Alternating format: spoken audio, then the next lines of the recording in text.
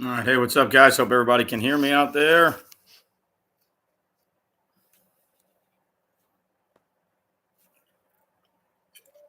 Wait, kind of a impromptu YouTube live on a Monday. Had some time to kill. Figured 7 o'clock is better.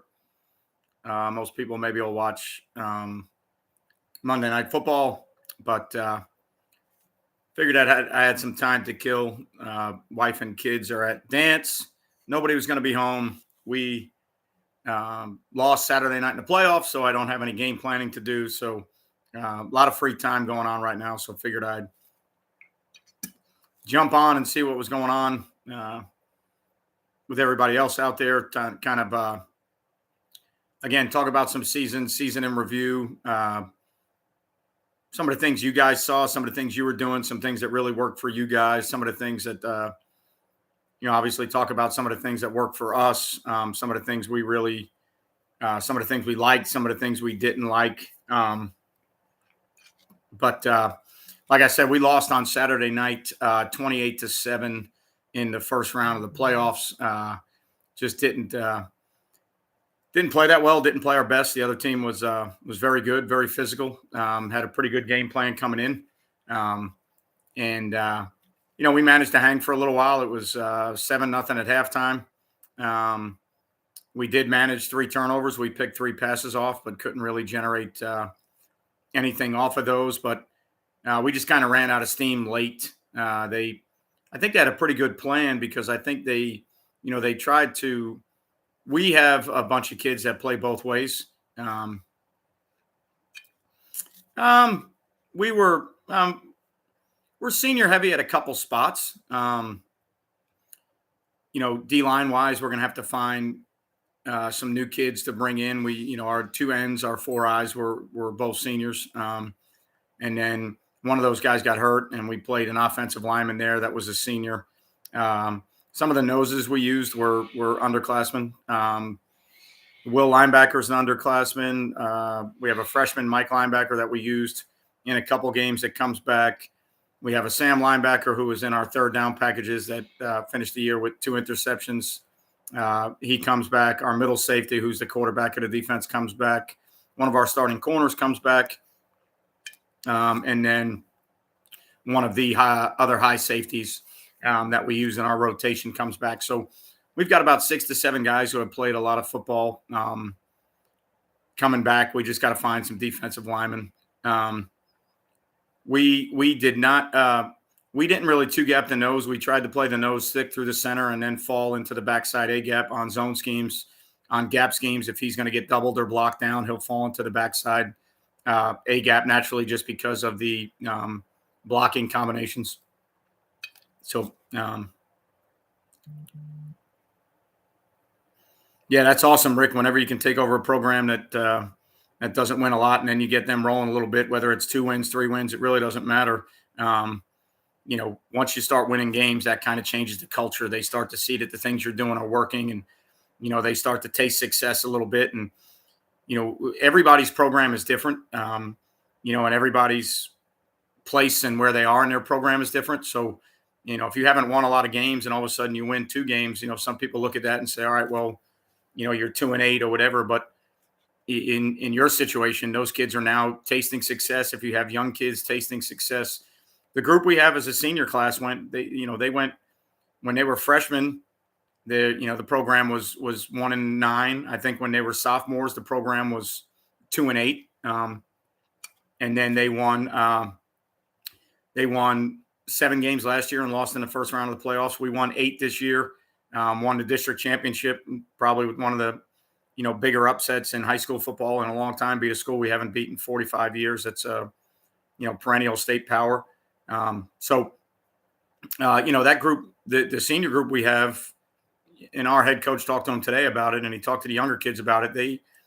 They paid their dues. They stayed and they hung in when a lot of outside noise and voices were probably telling them not to stay. And they end up winning 7 games as juniors, first round of the playoffs, 8 games as seniors, district champs, first round of the playoffs. So you get that momentum going and you start building, and then it's a buy-in thing from there. First time in 45 years, Chris. So pretty big win. And Obviously, anytime you beat Bowles, I think, it's a pretty good accomplishment. Great football program, great football team, very good coaching staff, very good head coach. That was a big win for us. And obviously, we didn't capitalize on it with a playoff win. But, um, we learned a lot throughout the year on both sides of the ball, especially on defense. We learned what people are going to try and do to go after the tight front in our three high structure. We toyed around with some things that we thought were answers. Some of them worked. Sometimes some of them didn't. We got into situations where, we figured out that some of the movements we were trying. I just did a YouTube video today on some of the movements we use out of the tight front stuff. We add the Mike as a fourth rusher and play some games with the front a little bit. But we're still three high. So when we're doing that, that you got to try and stay in the tight front world. You've got to try and take away interior gaps because there's really only one backer in the box. That's the Will. The middle safety is playing at about 8 yards deep. So he's kind of replacing the Mike, but he's not doing it from linebacker level. So we had to find a way to move. We weren't very big up front. Our four eyes are about 200 pounds. Our nose is 215 to 220.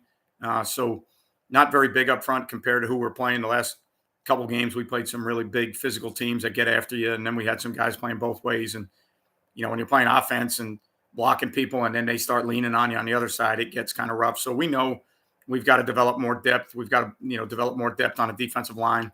We've got to look at ways to only have to use offensive bodies situationally, short yardage, goal line scenarios, and try and build some depth in a young group that we're not really using a lot of the offensive guys as starters. So we were there at the beginning of the year, and then we lost the defensive end, and then that kind of, threw some wrinkles in, and then tried to carry some four down even front stuff to kind of complement our tight front stuff. And then once we got a little bit thin with our linemen, kind of had to throw that out the window. We used the Mike down there. We used the Mike as a fourth in our tight front, but then we also played, there were a few weeks in game plans where we played the Mike down as a seventh technique, kind of 4-2-5 looking deal, but we still played three high safety. So it was pretty good deal, pretty interesting deal. Bear front flex defense and kids get it. Run and shoot offense. Kids wanted to have the answers. Only 6 weeks of summer as lead in. Yeah, so I mean that's I think bear front stuff is we play tight front, so a little bit different theory than bear stuff. To me, true 46 would be more of a heavier loaded box, but the idea of taking away B gaps with three techniques or four eyes, and then taking away one of the A gaps with a nose, and then fitting the Mike and the Will with two backers in the box. It's actually a lot of the tight front ideas and the bear front ideas are very similar in their fits. Two backers in a box will basically be playing A gap to C gap, depending on what they see. So, similar in theory, but I think that's a good defense when you're struggling. I think it allows kids to be aggressive. You can keep it very simple in nature, but provide a lot of answers for your kids and provide a lot of, question marks for your opponent. So I think bear stuff is good for a program that's been struggling a little bit. I think it's aggressive in nature. I think sometimes to play the bear, you probably got to have some dudes in some spots. Maybe depending on who you play, you get limited in coverage. But I've seen a lot of good high school football teams that win playing three deep and man free. And so anything is possible, depending on the kids you have. Two vertical and run plays, and it takes away your force players. If you're playing one back stuff, then you've got to be really good in the box with your six guys in the box. When you're playing Ripley's match, depending on how you're playing it, your five techniques and your backers, you're going to get into situations where, the edge is compromised a little bit if two's going vertical and you're carrying two vertical. So those guys on TV, the big time guys, make it look so much easier. But I worry about the same thing anytime we tried to look into Ripley's match. If two's vertical or if two runs bubble, if we match or carry any of those, how are we supporting one back runs, especially one back runs with the quarterback where they can get 6-on-6 in the box. Read game, I think 6-on-5 in the box, I think you can handle. From there, though, you got to understand, are your ends box players turning everything back to the Mike and the Will based on blocks they see? Are you allowing them to squeeze and chase and then scrape replace? Because you'll probably lose a force player out there, one of the overhangs. So, I've never been a huge Rip Liz guy, shocking as an Alabama fan. But I've always been a too high safety guy. I know how to fix things from too high structures. I know how to play 3-by-1 the way I want to play it. Rip Liz has always been a fantasy of mine. When we play 3 deep, we play kind of country cover 3. We spot drop, we drop 8 because it protects what we do in our 3 high world. So don't really play Rip Liz match. Would like to look into it, but one of the things that's very hard to find when you're studying Rip Liz match is people talking about the run fits and talking about all the what ifs if guys do. You'll most of the Rip Liz match videos you'll see all coverage cut ups. And Taradon, what's up, bud? So at least on my end, when I've studied Rip Liz match, one of the things I've noticed is I never get run fits. You'd have to, in my opinion, you would have to go sit with somebody, either visit a college or be able to talk to somebody that's a good Rip Liz match team and have them take you through the biggest thing on defense to me, being a defensive coordinator for a while now and calling defenses and game planning defenses. The biggest thing is as a coordinator is you have to know what your answers are. And if you're playing things that you're not comfortable in and you don't really know all the fixes or all the answers, or, even better yet, one of the reasons I tell people all the time, if you want to be a coordinator, you should coach both sides of the ball. I think it's very beneficial to understand the problems that the other team can create.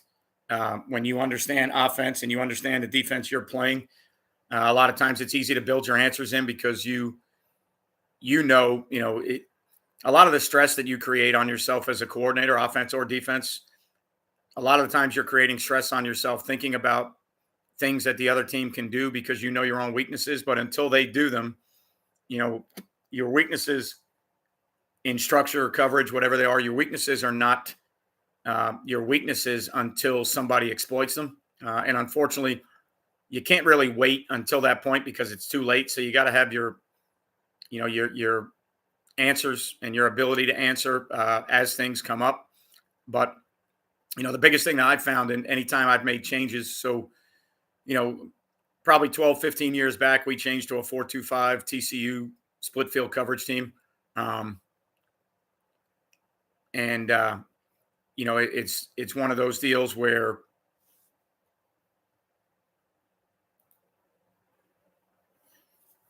you can go ahead and hit all the like and subscribe buttons, Terradome. It's one of those deals where we switched to 4-2-5 stuff, and then first year had to figure out how we were playing it.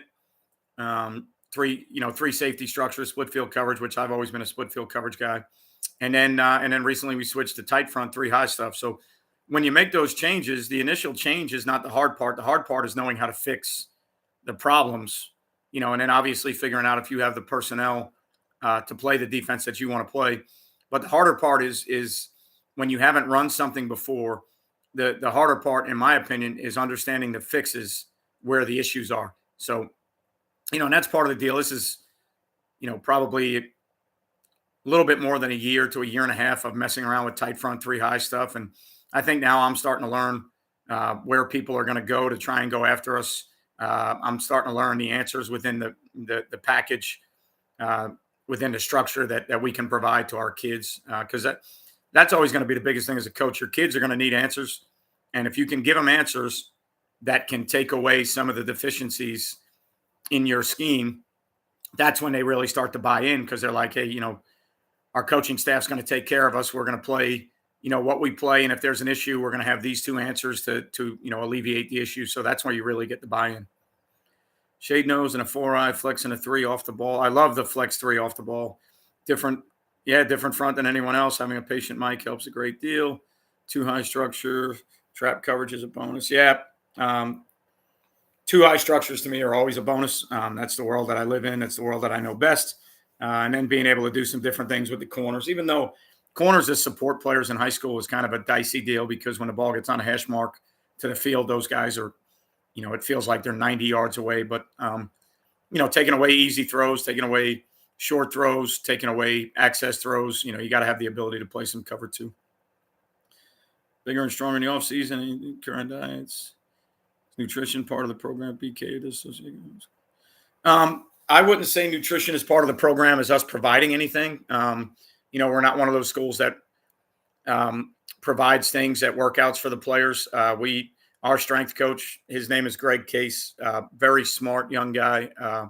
He does a great job educating our kids on what they should be doing throughout different times of the year, what they should be eating and getting their hands on, how to recover, and the things and foods that help, with some of the stress on the body and some of the, the swelling and things. And, he's a really smart guy, and he does a great job with that. So we educate our players, Chris, I would say, on nutrition, but it's not part of our, the only part of the socioeconomic deal you would consider is, if people are sending their kids to a private school, even though our tuition is probably about as low as anybody around, if they're sending them to a private school, you figure that they're probably, well off enough that they have food at the house and the things that kids need, to replenish after practices and workouts, but not part of the system as we provide anything, no. Giving your kids the knowledge and freedom to adjust and play defense, the ultimate strength, formation and tendency, smart, Mike. Yeah, I mean, that's always been my biggest deal is defend structures, defend formations. Don't live in a world where you just try to defend individual plays. Don't go out there and say we got to defend power, we got to defend counter. I mean, those things are going to be there all the time. Zone read, those things are going to be there all the time. You got to defend formations first. You got to make sure you're sound and gap sound. You got to make sure you have edge players. You got to know how you're going to support runs. You got to know how you're going to take away access throws and screens, and with teams playing now, in a tempo world with wide splits, and got to know how you're going to handle RPOs. So at some point, I think every team, no matter what their structure is, needs to play some form of man coverage at times. You don't need to live in it. I don't think you need to be a man-free team or a zero team, but you do have to have the ability to play, man structures, even if it's just with a corner and a safety on slots, so that your Sam linebacker can get in the box a little bit more and take the onus off of him being the RPO guy. You're protecting your overhangs. We read guards, bluegrass. When I first started looking into the tight front, I was worried about arc release stuff. I was worried about getting those false keys where you get arc release and then they're running midline or things at you. So we thought it was best for our kids being a little bit smaller. We wanted to really take away the B gap, and reading guards helped us do that. It helped us squeeze the B on zone techniques, and it helped us on gap schemes understand if that guard's coming at us. We tried to keep it kind of simple. If the guard attacked us, we tried to penetrate. If guards went away, we tried to squeeze and take away the B gap, and we did a good job most of the year. We got scooped and overtaken in the B gap a couple times. I think everybody does. One of the times Saturday night, it really caused us an issue on inside zone. I was bringing the mic up off the edge as a fourth, and the B gap player got scooped and overtaken, and then we only had one linebacker in the box, so the ball's on the middle safety before you know it, and it ends up being about a 12, 15-yard gain. So, it happens to everybody, but I feel like reading guards was an easier way for us to go.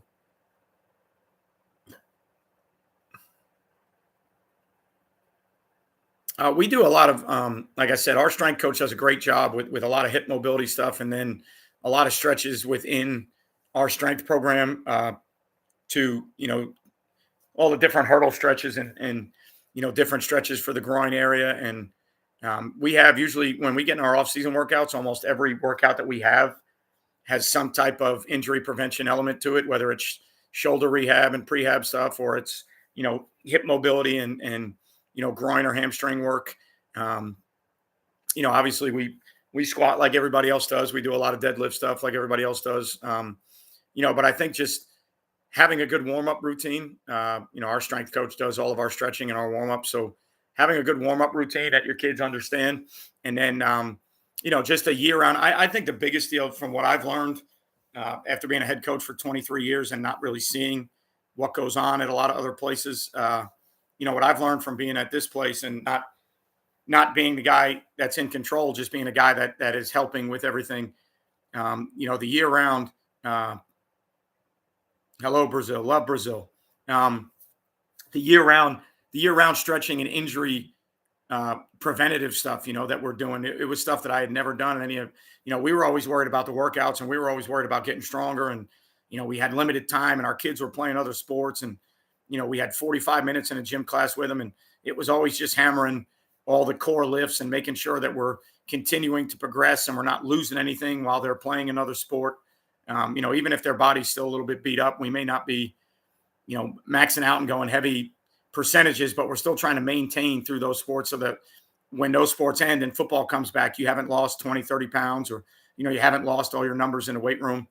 But the one thing I never really had time to do and we just didn't do enough of was the injury prevention, the shoulder mobility stuff and the shoulder prehab. And, like I said, a lot of the hip mobility and the hip work, we do a lot of neck work. We have these iron neck machines that we use, and almost every workout in the off season has some type of 4-way neck rotation and, just some different deals to work the neck and help strengthen that area to put us in a better position to take on blocks and tackle and, kind of keep the head a little bit more stable. You're not going to prevent concussions. You never will. But, knock on wood, I don't think we had one this year. We didn't lose a player all season. 2 concussions. Actually, yeah, we did one time. We lost one O lineman, D lineman for half a game and a game the following week. He was in, the concussion protocol stuff, return to play stuff. But I think that's a pretty good deal when you only lose one guy, especially not losing skill players where a lot of the concussions occur because of, the open field hits and the speed, power, and force that kids are generating now. And we really didn't lose. We lost a defensive end to a knee injury. We lost a D lineman early in the season for 5 weeks to a knee injury. But other than that, we stayed healthy pretty much year round. And I think it's just a tribute to our strength coach and our head coach and the time and effort. Like I said, they were maniacal in the off season about a lot of the things that we were doing, from stretching protocols and injury and prehab and rehab. And, even when we went out to do our speed and agility work, there was always some type of, not just a dynamic flex, but always some type of injury prevention work, whether it was ankle flexion or, hamstring groin stuff, the hip stuff. I mean, it was just all the time.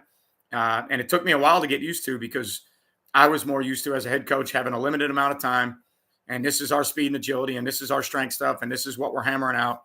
We're always going to make sure our kids are warmed up and loosened up. And then we always, we would always do some type of cool down afterwards. But, the extent that the staff that I'm on now takes it to, with the injury prevention and rehab, prehab, and all that stuff. I mean, they took it to another level, and it was really interesting to see. It was really neat to see. So, wish I could give you a little bit more information, Terradome, on that stuff, but I'm not in charge of it.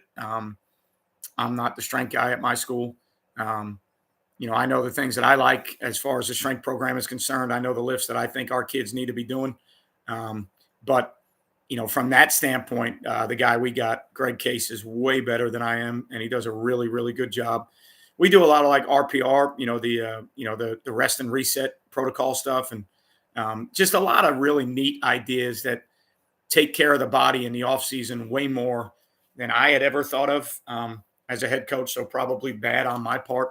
But my excuse or my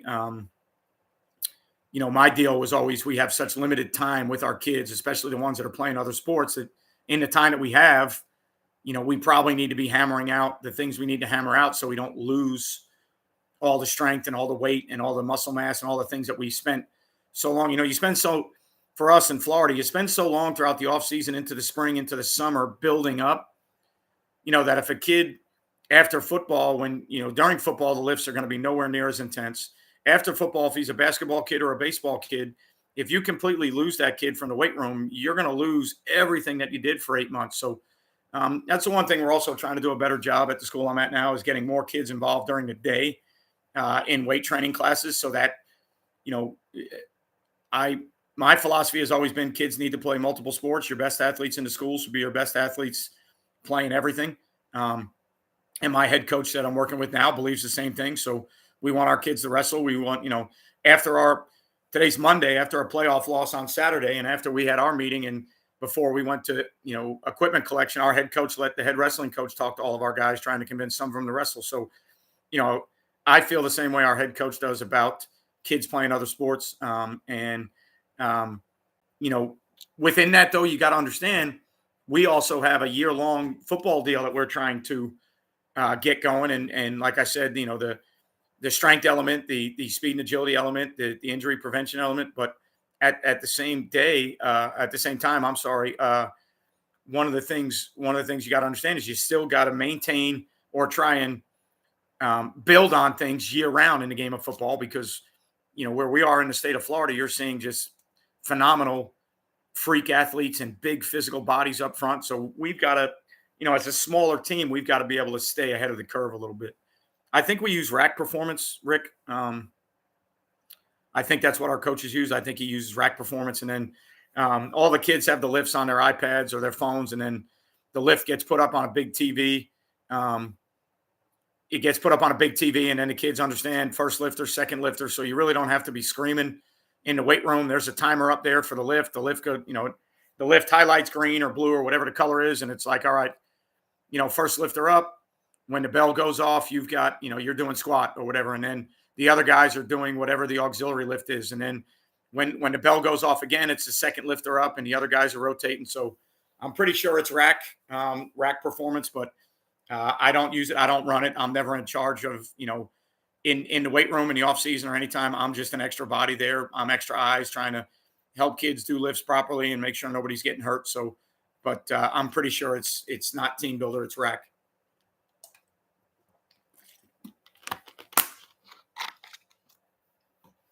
One of the things we're kind of currently, now that the season's over, kind of going back through and figuring out where the explosive plays occurred in different games. Obviously, however you want to, everybody's got different parameters, whatever you want to chart as explosive runs or passes. I know this being my first year at the school, I played the school several times in the past, so I know a little bit about them, but this being my first year at the school, I know the head coach mentioned that he feels like explosive plays were down tremendously from where they've been in the past.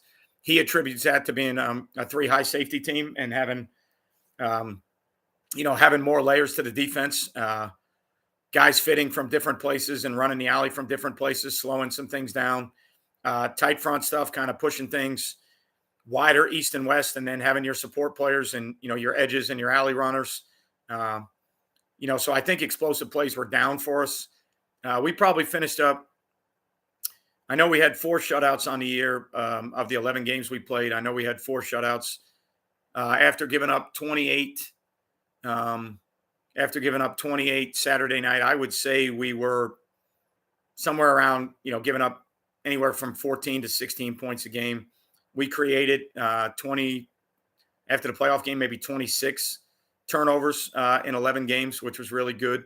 But I want to go back now and chart the explosives and, the pass plays that were explosive. I want to chart the coverages we were in and see if, we just need to play those coverages better, or are there better deals for us versus certain structures? Was it an eye discipline thing? Was it a technique thing? Was it a leverage thing? And then the runs you always want to look at, is it techniques, fundamentals? Is it scheme? Are you gapped out? Were you trying to move? Did you pressure? The other night we got caught in a 6-man pressure and gave up a quarterback run, on power read for about a 50-yard touchdown. So, going back and charting the explosives and seeing, was it something that you tried to move and you moved out of something and weren't gap sound? Was it something that you didn't fit right? And then, how can you figure out based off what the explosives are? How can you figure out the adjustments or the protection pieces? What I would say, like, to me, I'm always trying to build protection pieces into our base defense. So things that protect our base coverages and things that protect our base front. So whether that be moving out of the tight front a little bit, would probably like to stem a little bit more, but there's a lot of, when you do that, for us, there's a lot of moving pieces in what's going on, using a Mike as a 4th rusher. So, I think if we were more of a straight up odd team that was a slant and angle team, I think we would stem a little bit easier. If we were an even front team, The tight front stuff is, I think we can do better things to protect it. One of the things I want to look at next year is, kind of the Iowa State and the college deal is maybe playing the 4-eye to the side of the back and playing a shade and a 5 on the other side. The reason I got into the tight front was to take B gap bubbles away. The last couple schools I've been at, vertical entry on runs, not being big physical bodies up front. We were trying to eliminate vertical entry to the best of our ability, get runs to kind of spill wide and then fit them. I didn't want to get out. I wanted to be tight front, and I wanted to take away interior gaps with the Mike, running games as much as I could. To be honest, I was just scared to go to shaded fronts. Once you go to 4-eye shade nose, you're almost creating two big bubbles again. You've got an A gap bubble and a B gap bubble on each side of the ball, very similar to an under front. And I just didn't want to live in a world with two big bubbles. I really didn't want to live in a world with any big bubbles, even though we played some fronts this year that left some bubbles. But a lot of times when we were in those fronts, we would be stunting and moving out of them. That's the other thing. The other thing I would recommend to anybody that's playing tight front, if you do go to 4 down stuff, we experimented early on with going from tight front stuff to even front stuff. And when we went even front, going back to traditional split field 2 high. And a couple of things I learned real quick. The terminology wasn't as conducive as I thought. Our motion adjustments were a little bit different. How we played 3x1 was a little bit different. So about 3 or 4 games into the season, what I decided to do was anytime we were going to be 4 down, whether it was with a traditional 4th lineman or it was using the mic, we were going to play 3 high. We were going to play the same structures. Our kids liked it. Our kids understood it. The motion adjustments were what they were that we've been working on. So we got out of the 2 high world. We have some games on film early from the year where we were, pretty much 2 high split field, but we just ran into some issues with checks. We ran into some issues with motion adjustments, 3x1 adjustments. So we just got out of it and we stayed 3 high, and we just tried to, trying to pair up your movements. I think that's one thing I can definitely look at in the offseason, do a better job with, understanding the movements we like that take certain things away, and then just trying to pair them up so that, if you're in the world where, you're playing 4 down and the will's the only backer in the box, pair your stunts up so you're taking gaps away so that the will only has 1 gap to play. So don't get yourself in a world where you're playing a 3 and a 5 with a shade and a 5 on the backside, and now there's an open A and B gap. I never wanted, for me, philosophically, I never wanted an open interior gap that the middle safety had to fit. Even though the middle safety for us kind of acts like a Mike linebacker, I never wanted a wide open interior gap that the middle safety had to fit. That's just not philosophically what I wanted to do. I wanted the middle safety running alleys and, making plays off tackle. Now, he made a bunch of plays at the line of scrimmage downhill, but that was just being a football player and fixing some things. I never tried everything I could, no matter what the front was, to not leave an open interior gap that the middle safety was responsible for, like a linebacker in the fit. So, but when you look at that, it just freaks a lot of people out.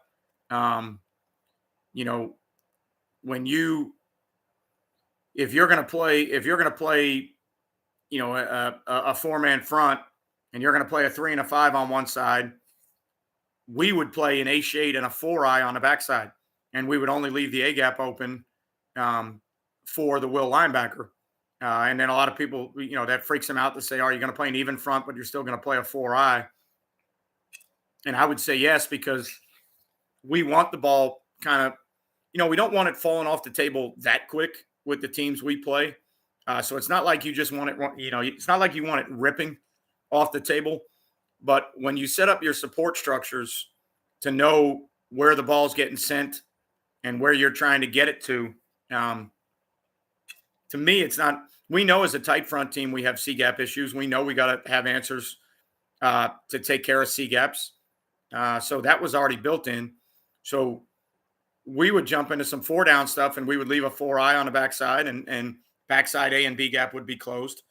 If we did play with a shade and a 5 on the backside, we would stunt the 3 and the 5 or the 3 and the 7 on the front side, to where I was taking the A and the B gap away on the front side. So if the will had an open gap, it was only the B gap on the weak side, so trying to pair all those things together, which is not easy to do because you don't know the formations you're going to see. So, when you're talking about things on paper or you're doing YouTube videos on a board, and there's a 2-man surface. It's 11 personnel with an off, a Y off, not an inline tight end or a fullback sniffer, whatever you want to call it. Now the 3 and the 5 can take the A and the B gap away. You can run stunts to take that away. Well, as soon as you get into an inline tight end and it's a 3 and a 7, some of those stunts aren't nearly as good with a guy that's playing a 7 as they are with a guy that's playing a 5. So it's a lot harder than you think to just pair stunts up and go, okay, well, when we play this front, we're going to run this stunt to protect the will. And then having more than one game to protect the will. So, there's times when you're going to want to protect the will from the backside B gap and keep them, in an open A gap. And then there's going to be times where you want to protect the front side A and B and protect the middle safety and make sure that all front side runs get sent to the alley with the Sam as a support player and the middle safety running. And then the will becomes your cutback player. So to me, the biggest deal is, going 4 down from 3 high, you got to take away at least one of those gaps. It's very hard to play a traditional under over front with one backer in the box. Even though the middle safety, like I said, acts as a Mike, he's not at Mike linebacker depth. So, we toyed around with a lot of those ideas. To me, the one thing I think I learned at our place with the bodies we have, if we do go 4 down, we're probably better off using a linebacker as a 7 technique and not bringing in a 4th lineman. Anytime we bring in a 4th lineman, it ends up becoming, towards the end of the year especially, it became an offensive lineman. Those guys don't rep as much as our other guys on defense, number one. It's hard for them to know the whole game plan, number 2. We need them to block people on offense, number 3. So the one thing I learned is we probably got to choose our personnel wisely, and our Mike linebacker needs to be a hybrid Mike linebacker defensive end that can play Mike linebacker in a tight front. We can add him as a 4th rusher in some of our tight games, and then we can use him as a 5 or a 7 if we want to play 4 down. That way we don't have to change personnel, because I think when we did play some other fronts, we were changing personnel. And once that film gets out, I think people get a beat on what you're going to be in based on the personnel that's in the game. So from a personnel standpoint, using the Mike as a 4th down helps you with substitutions. But I think the other thing it's going to help us with is not relying on as many offensive linemen to play defensive line. You'll only need them in a pinch if there's some injuries or, short yardage, goal line stuff. You might need them in a package, but if that's all they have to learn and they only need to master a few techniques, then you can get away with that. When they need to learn the whole game plan while still trying to figure out what they're doing on offense, that's tough. And I know for me in my career, I've been in that situation a bunch. We were in that situation this year. We managed it for a long time. And then, towards the end of the season, as we started to play the best teams on the schedule, and we started playing bigger physical teams, that's where it really started to wear on us a little bit. Those guys playing O-line and D-line and, not being able to do maybe as much when some of those guys were in the game because they didn't know the entire package. So, I would say in the offseason for us, that's one of the things we're going to look at, how to avoid using those guys as much as possible. I was talking to our defensive guys and I said, look, we got to find the young guys that the offense doesn't use and really doesn't have plans to use. And we got to develop those guys into, a nose and 2 4 eyes. And we got to figure out who they are. We got to make sure they're there in the offseason. We got to make sure they're kids we want to go to bat with.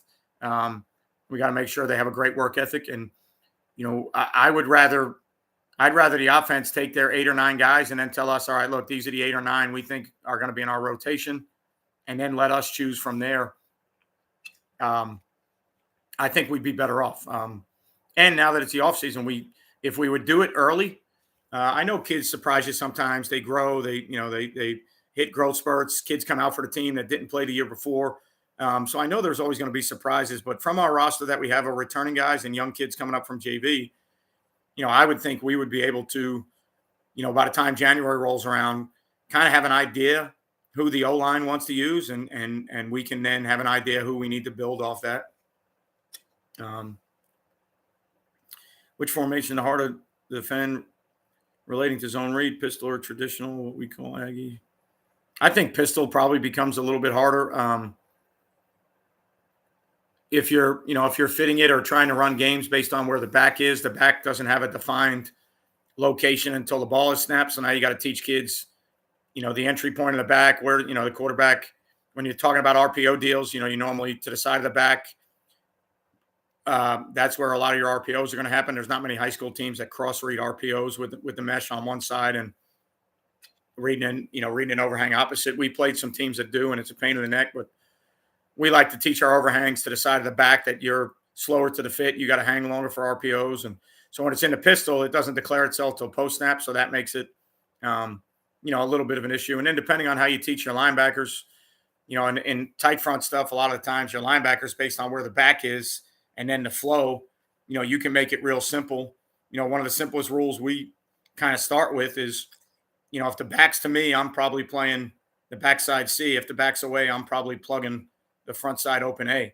And that's with vertical downhill entry points and no pullers. As soon as you get pullers, that kind of overrides. And now if it's pull to me, I play the C.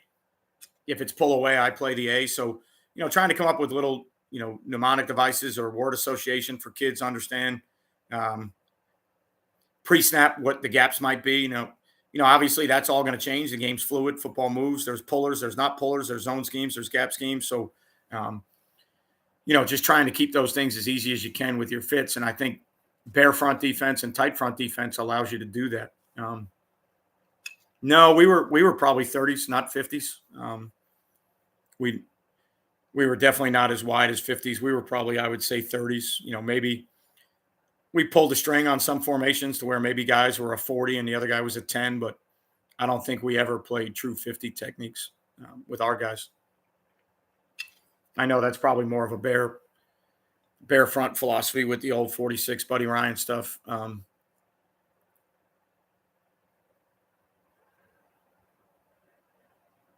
are 3-3 personnel. We're a 3-3-5 personnel team. We just don't play. I've played 3-3 stack in the past, and the school that I just went to was 3-3 stack before I got there. Once we got into the tight front 3 high world, we got out of, we're similar to Iowa State in a way. It's the broken stack. It's, it's 3-3-5 on paper, but we almost never give you a 3-3 box. Our heaviest box is usually a 3-2 box. We did do some things during the year in some game plan situations where we played 4-3 looks with 3 backers in a box, but I don't think we played any true 3-3 stack this year. Now our stack guys, if we did play 3-3 stack, our stack guys would probably be closer to 50 techniques, or they would, if we were playing thick head up, what, some people would call a 4 or whatever you want to call it on a tackle, then we'd probably be stacked right behind them. But that's always, and I'm going to look into it again in the offseason. We felt like from the tight front, the broken stack stuff, we originally felt like in the spring, I thought true 3-3 stack, split field coverage, 2 high safeties. If we could get the personnel right, I thought that would be a good changeup for us. And then, all the games that come along with 3-3 stack stuff, the slants and the angles and the inserts of stack backers and then bringing them off the edge. And that was one of my first thoughts, was that was going to be one of our changeups. We were going to go from tight broken stack to regular 3-3 stack, and we were going to go from 3 high to 2 high. And then, depending on, we've got enough returning players to probably do it next year, but it was my first year there, and I got there in January, so you got 8 months to get ready, and just found out early on with a lot of those guys learning a new system that there were a lot of moving parts to go to 3-3 stack, 2 high split field. It would still be a 3 safety system, but one of the safeties would always end up playing like a star or a nickel to the passing strength side. So to go from the 3 high world to the 2 high world was a lot more teaching than I thought. There was a lot more verbiage than I thought. motion adjustments, formation adjustments were a lot different. I thought it was going to be a lot easier, to be honest with you. And we got a couple weeks into the spring, and I just didn't like it at all. And I basically decided that we're going to be a tight front three high team. That's how we're going to live. That's how we're going to die. And then we're going to build in some of our adjustments off of that. And like I said, some of those we played some even front 4-2-5 structures. By game 4 or 5, our even front stuff all became three high stuff.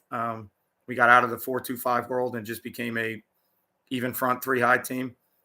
We played some 3-4 stuff with overhangs to each side against some teams that we felt like were going to give us C-gap issues, and some tempo teams that we felt like we couldn't line up as quickly. So we played some tight front with 2 overhangs, some old-fashioned 3-4, 2 high safety stuff, and just kind of related to formations. If the safeties had 2 removed, they played 2 read. If they had a tight end and a flanker, they played quarters. If they had a single, we played Bronco or backer support to that side, and then the safety went over and poached off of a number 3 front side or a sniffer or somebody in the backfield. So we did play early on.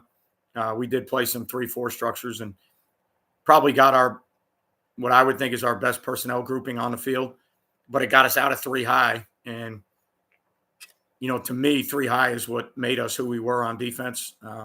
Our middle safety had a great year. He's a junior, probably 6'1", 180, 85 pounds right now. He's probably a Sam linebacker in college. But he had a great year, did a lot of good things for us. And we just feel like the tight front presented a lot of problems to people. And when we started seeing the adjustments, so like teams that hadn't run tight end sets all of a sudden started showing up with tight end sets. Teams that hadn't showed any unbalanced or X over trip sets all of a sudden started running X over trip sets. And, 2 things that the pros and cons to that, the con was now you're in a game trying to make adjustments to formations you haven't seen. The pro to that was if I've got 4 games on film and you haven't run it one time and now you're running it, you only worked on it for 3 days. So you probably didn't have much you could do out of it. And if we could stop the 1 or 2 things that you were trying to major in out of that new formation, we felt pretty good. So, but it was very interesting as the year went on and more film went out and we started playing, pretty good defense. We played really good bend but don't break defense, keep the ball inside and in front. And then we played some really good red zone and low red zone defense and held people to field goals and created some turnovers. So we weren't dominant on the defensive side of the ball by any means. We gave up over 250 yards rushing in a few games. We gave up 400 total yards in a few games, but the key was the points. That was the biggest key. So to me, like I could care less. The yards can add up all you want them to add up. If you hold a team to 13 points, you got a chance to win. And our offense does a really good job of playing complementary football to us because we play players both ways. So they're not in a hurry to do anything. They take care of the football. They matriculate down the field. And now we have some big play players, and we definitely made some big plays and explosives that got us back on the field sooner than we wanted to. But, if my offense is scoring points, it's not as big of a deal for me to get back on the field that quickly. It's a bigger deal when you're not scoring or if you're turning the ball over and you're not scoring. Now you're tired and you still got to keep people out of the end zone. But our offense does a really good job of playing complementary football. And I think that's something that's probably overlooked sometimes on coaching staffs when the offensive coordinator and the defensive coordinator aren't really on the same page of how you play football on each side of the ball and trying to take care of one another on each side of the ball. Not only because we use the same personnel sometimes, but also just within the theory of how you play, the philosophy of how you play, you need to play complementary football and got to understand if your offense is going to be a slower, methodical pace and they're going to maintain drives and score points, they may not score as many points. So you've got to do a good job on defense with the amount of possessions that the other team is getting because your offense is doing you a favor and they're limiting the possessions that the other team can have. So now you've got to be, it almost goes back to the old-fashioned way of playing football, where guys would set up their goal boards and it would say, all right, we got to hold teams to 17 points or less. All right, well, if they have 7 or 8 possessions and you're trying to hold them to 17 or less, that's one thing. in the day and age of tempo and the way the game started changing, if a team had the ball 12 times, that 17 number's got to fluctuate somewhere. It's got to go to 21 or 24 or something along those lines just because they have the ball 5 more times. So if they have 12 possessions, it's more of a point per possession deal you should be looking at, because if they have 12 possessions, statistics and probability tell you that there's a greater chance that they can score points. If they have the ball 6 times, now that number needs to stay lower, because if they only have the ball 6 times and you're playing good defense, they should only score, 10 to 14 points. So being able to play complementary football to where offense protects defense, defense protects offense, that especially, for me at the high school level, I think that's something that's overlooked all the time. I think there's too many places where the offensive coordinator is trying to score 50 and the defensive coordinator is trying to shut people out. And, you within your 2 schemes, you don't really do a great job of helping each other out. So for us with our tight, 3 high system and the way we played philosophically, you're going to keep the ball inside and in front. You've got more back end players that can get guys on the ground so that if the other team is going to drive, you don't want to give up big explosives and quick touchdowns.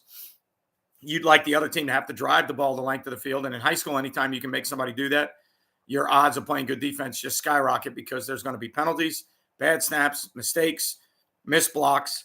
It's hard enough in the NFL and college to get guys to have these long scoring drives. It's even harder in high school. So we felt like if we keep the ball inside and front, inside and in front, and we do a great job working pursuit angles and getting people to the ball and getting people on the ground, that's helping our offense the way they want to play. And our offense, vice versa, on the flip side was the same thing. Instead of getting out there and trying to rip plays every 6 seconds and, trying to score 50 every game, they knew the way we played defense. We knew the way they played offense, and it kind of works hand in hand. And now our game plans analytically, we have an analytics book that we go by, and every week we've got to meet and talk about, what the weather's going to be. And we got to rate the opponents and rate their offense and their defense and their kicking game. And then as a defensive coordinator, I got to list, what the feasible amount of points I think we're going to allow. And then the offensive coordinator has to list the points that he thinks he can score. And then the analytics spit out all these numbers of when you should go for it, when you should punt, when you should kick a field goal, based on field position and the ratings that you gave the other team. So, within all those analytics, what you're really trying to do is you're trying to play football that is, complementary to every phase. So we want to be, our kicking game, we need to be complementary. We need to, put the ball in positions where we're not giving up crazy field position.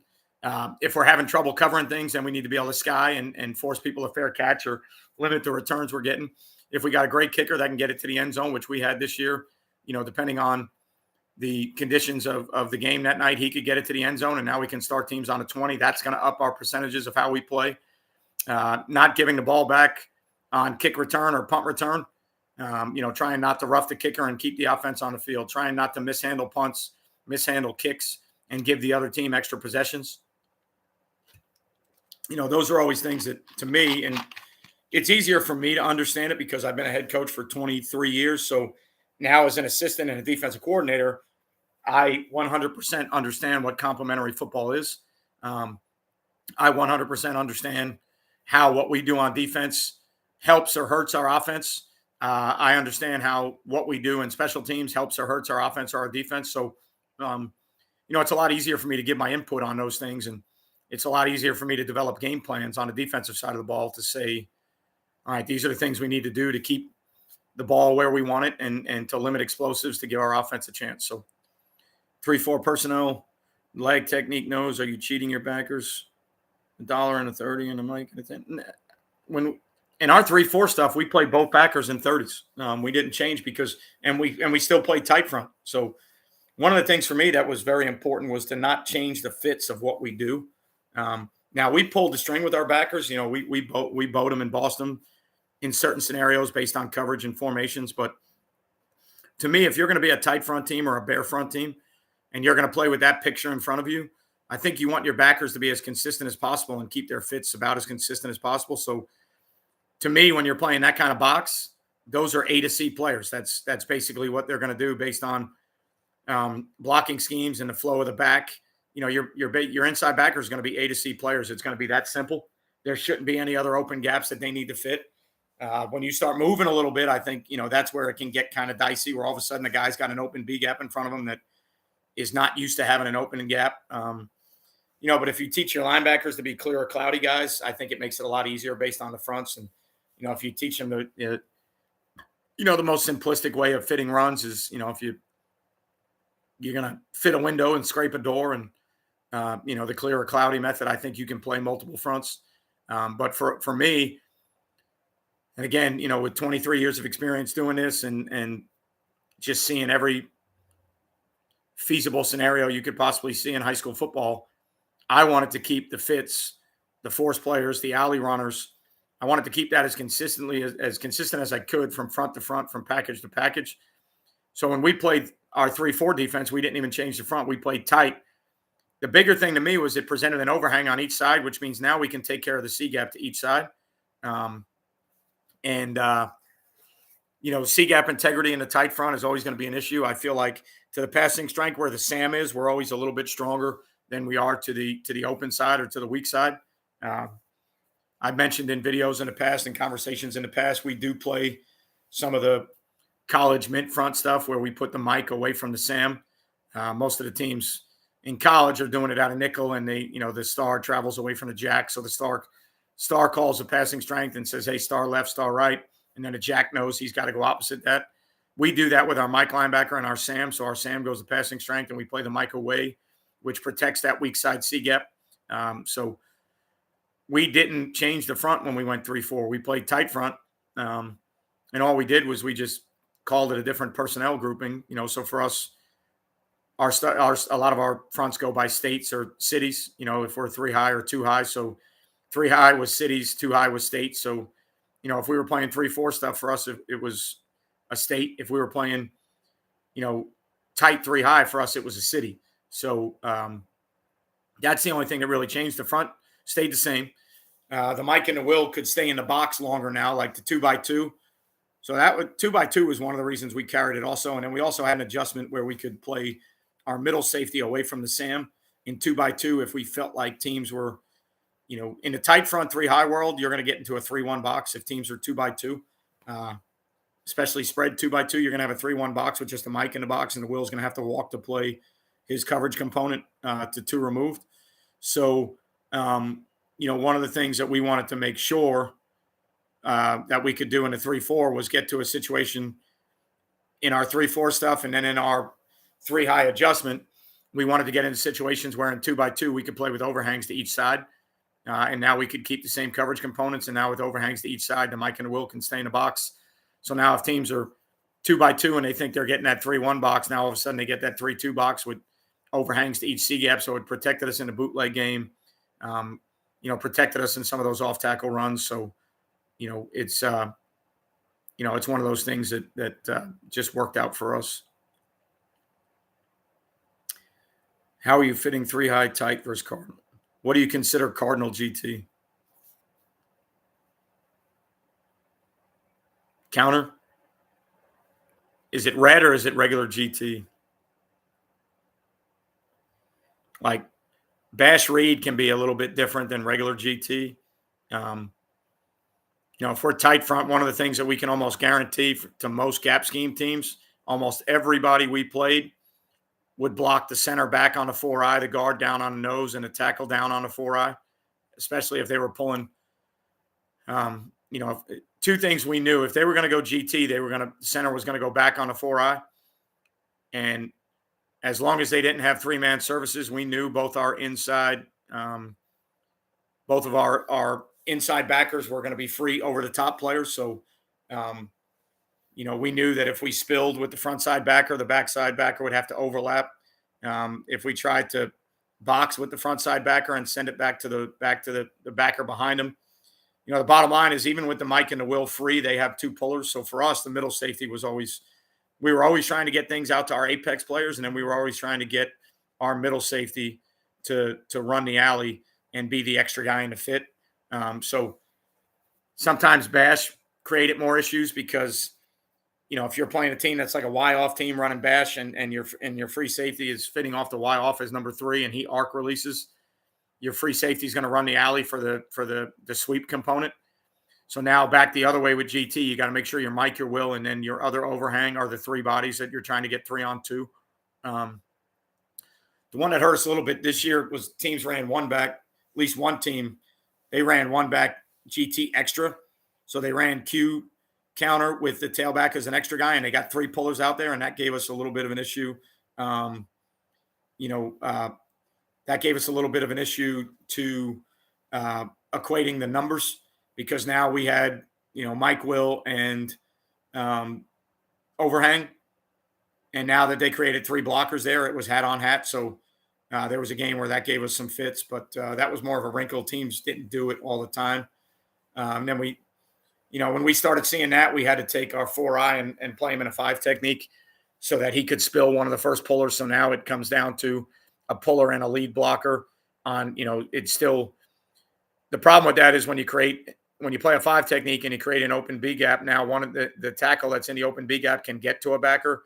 Whereas like for us, 95% of the year in gap schemes, teams cannot get to both linebackers just because they have to handle the 4-eye backside. And, a huge deal for us is making sure that the backside 4 eyes, and this is one of the reasons we read guards. If that guard leaves, we have got to get really heavy in that B gap. We cannot get scooped. We cannot get overtaken.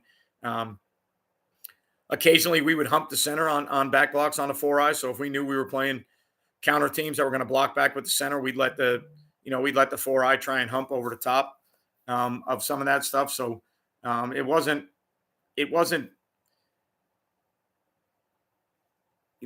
the playoff game, the thing that hurt us, which drives me nuts because it's a play that I've run for 20 years, Power Reed hurt us, and our backside linebacker, you go back and you're looking at it on film and you think you're just getting blocked and mauled, and found out looking at it on film that it was everything we thought it was. We got all down blocks. The Mike got over the top. The middle safety was running the alley for the sweep component, and our backside linebacker just didn't fit downhill. Most of those runs happened outside the 4-eye because the 4-eye's getting blocked down. The center's blocking down, or the guard's blocking down on a nose.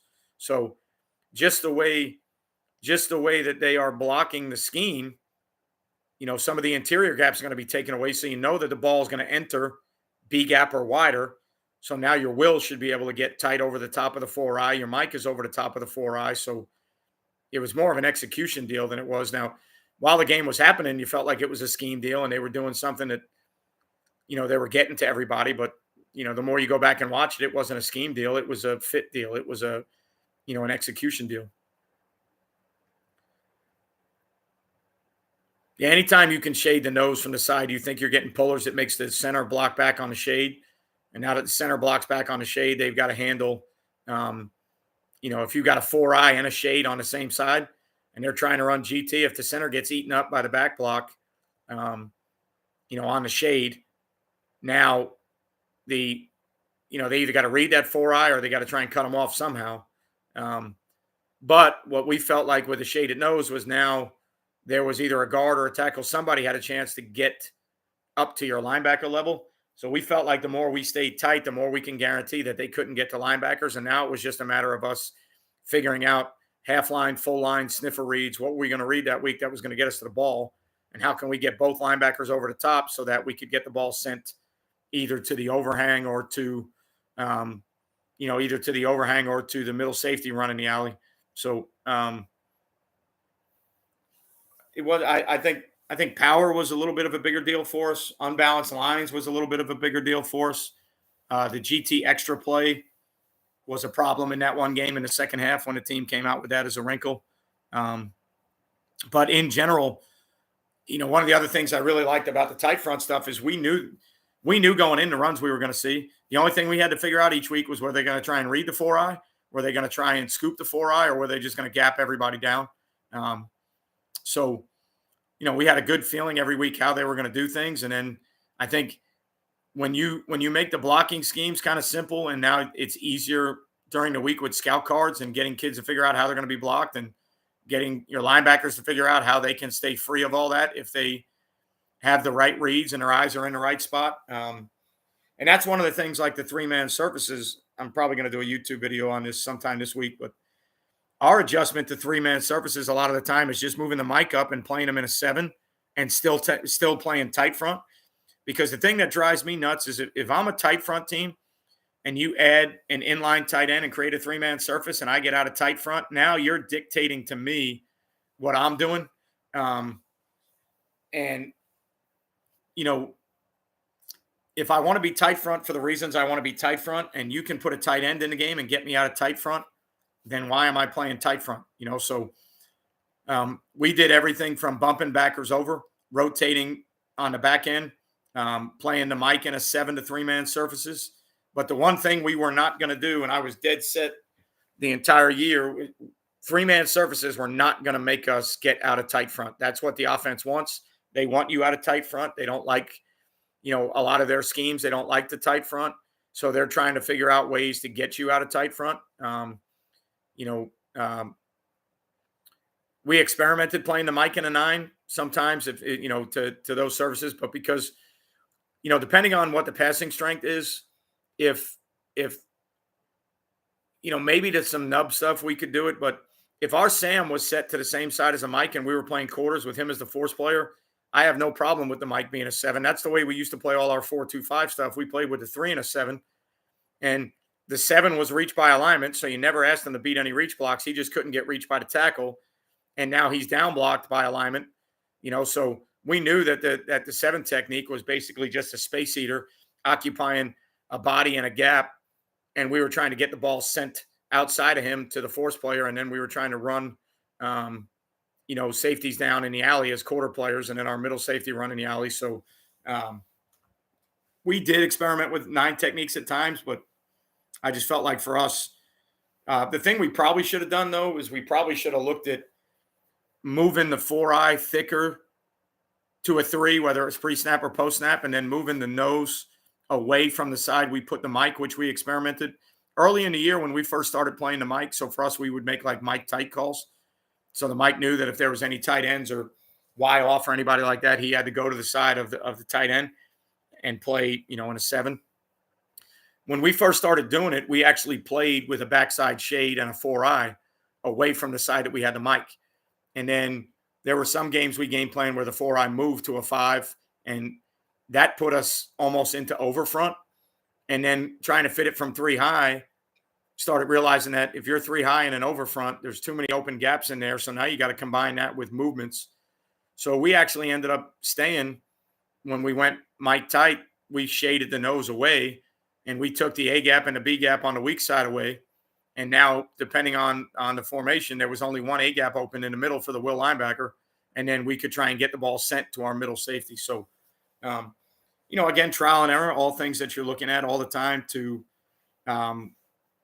fix problems, fix issues, fix the things that you're doing, the things that are giving you trouble. But I would still, to this day, if somebody asked me about 3-man surfaces and do you shade the front, I would be dead set on saying you need to stay tight as long as you can physically stay tight, because that's what they want you out of. And if they can formation you out of tight, then they win because they're dictating to you what you play.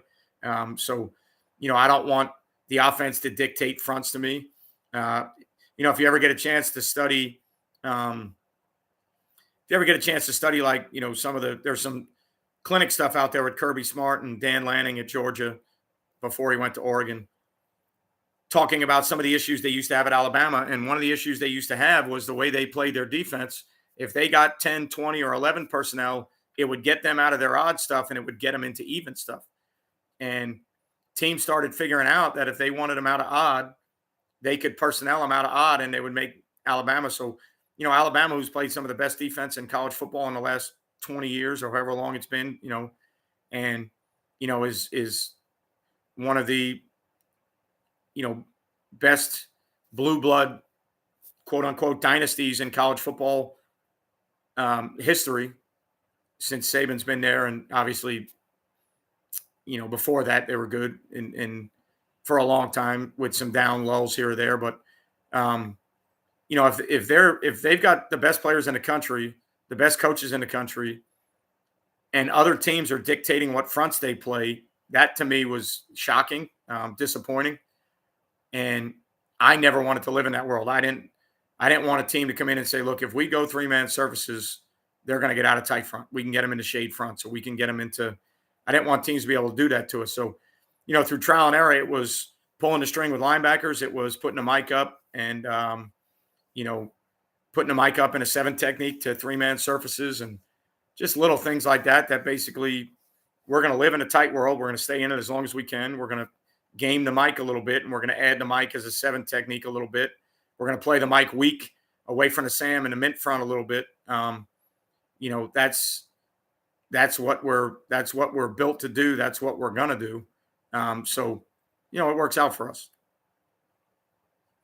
We don't see a ton of double tight 2-back teams. On paper, we would probably play the mic. Probably if they're double tight and they only have one wide out, then to the side of the wide out.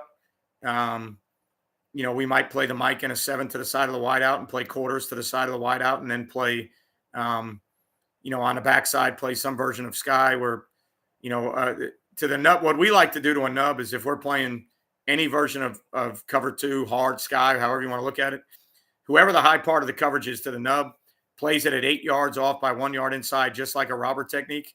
He's a flat-footed guy, and if that nub tight end puts his hands on anybody, he's running the alley and fitting. Because if you're playing whether it's an inverted 2 deep or a hard, cover 2, if you're playing a deep half to a nub and he's the only vertical threat and he puts his hands on somebody, if he can't beat you vertical, there's no sense backpedaling and defending the half. So what we try to do is when you're a double tight team that's trying to create extra helmets and extra gaps and extra bodies, well, we need to find a way that we can get an extra body in. So one of the things we do is we play the nub technique when we're playing sky or hard or whatever the coverage is to that side. The high technique plays a robber technique, 8 off, 1 inside. And he's got to be somebody that can fit runs. It's just the nature of the beast. Even if it's a corner, it's going to have, he's going to have to get involved. And offenses do that because they want the corner in the run fit, and that's fine. But you have to do that if you want to get an extra hat. There's no way around it. If teams, whether it's 3-by-1 with a nub, twins with a nub on the backside, we don't, stray from what we do on the back end to the nub. We play the coverage component we want to play, and then we've got to work on getting the guys to fit it the way that we want to fit it. Tighten 2-9 techniques and ability to slant, head up from another one, gap tight, DBs in a box, 5 forward, 5-3. Yeah. The biggest thing is for us is we can look at all those adjustments as long as they don't get us out of 3 high. If they get us out of 3 high, then we're not doing it. So if some of those things, like I said, we played 3-4 structures this year. And we found a way, so for us, like the double tight 2-back, if we were 3-4, we would find a way to play quarters on the front side. The backside, since you have an overhang linebacker that's a D-gap force player, now you just need one body over there so that other body can now become a poach player off of a back or a sniffer or somebody else. And now you're kind of right back in the 3 high world because you're playing quarters to one tight end. You're playing sky or Bronco with a D-gap player and a robber fitter to the other tight end. And then you've got a poach player in the middle of the field that's fitting off a fullback or a tailback or somebody else. So you're gaining 3 second-level bodies that can get, downhill. And the biggest thing with like 3 high to me is it's very hard for offenses to figure out when you play traditional style defenses, the offenses are going to scheme up who they're trying to block, and you're going to scheme up ways to get the ball sent to unblock players. But the bigger deal to me is when you're playing 3 high and fitting things from the second and third level all the time, it's hard for them to figure out who's in the fit. And a lot of times they don't draw their schemes up to block guys that are 8 or 9 yards deep. So, for me, we're staying tight as long as we can physically stay tight. We're not getting out of it unless it's an absolute must.